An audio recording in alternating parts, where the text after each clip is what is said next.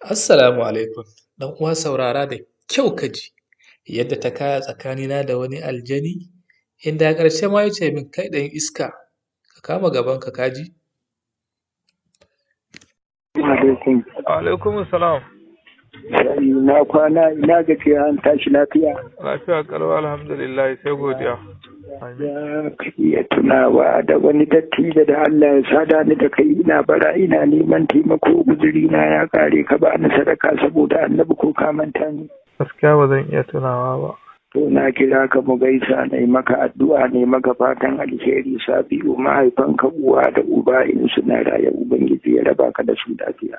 Allahumma amin. Ni da kai wa wannan abin alheri na ji daɗi ni ba jinsi ba ne irin naka na bula adama jinsi ne na rufanai na aljanu mun kirawo ka mu ɗauki zakka ta dukiya mu ba ka taimaki al'ummar Muhammadu Rasulullahi. Sallallahu alaihi wasallam. Ka ci ka sha kai kyauta kai sadaka ka gina masallatai da makarantu da rijiyoyi na ruwa ka taimaki marayu ka taimaki miskinai ka taimaki iyayenka. Na. Uwa da uba ka kyautata musu kamar yadda Allah ya ce faƙur rabbi rahamhuma kama rabbayani sagira. Allah ya ce ku ji ɗan iyayenku yadda suka ji kanku kuna yara haka ne ko ba haka ba. Haka ne. Ba ma shirka ba ma tare da mai shirka domin inna Allah ya gafira an yi shuruka bihi wa ya gafiru ma duna zalika liman yasha'u. Allah baya shirka baya tare da mai shirka duk muryar mu baiwa ne arziki ne kuɗi ko mulki ko sarauta bai sa damu da dan adam sai kaunaci ga Muhammadu Rasulullahi sallallahu alaihi wasallam. Kai ba Allah kabbara sau uku dana. Allahu akbar Allahu akbar Allahu akbar. Ka yi bismillah ka gaya mana manyan bukatunka na alheri da kake so mu roƙa maka Allah ya lamunce ma albarkar manzon Allah. Sallallahu alaihi wasallam. To yanzu dai abinda za a yi akara maka Allahu ka ce na maka alheri kuma ka yi daɗi kuma ga shi kayo mini addu'o'i masu daɗi da fatan alkhairi. Hakika na ji daɗin waɗannan addu'o'i. To yanzu dai abinda nake so dai shawara ce zan ɗan bayar. To.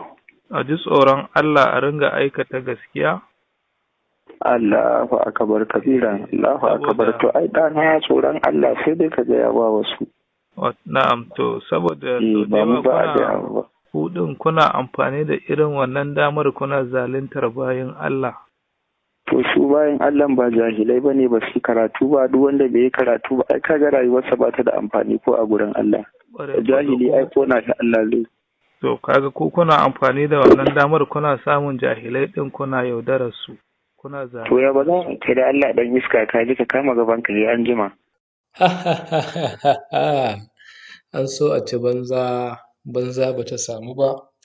To ƴan uwa ya kamata mu hankalta mu kuma nutsu kada ka kuskura wani wanda baka san shi ba ya kira ka a waya ya nuna maka cewa shi aljani ne ko kuma wani ruhanai ne da abin da ya kama da haka da sunan cewa zai taimake ka. To wallahi wani salo ne da 'yan yaudara suka fito da shi da jimawa kuma har yanzu ba su canja salo ba suna irin wannan salon.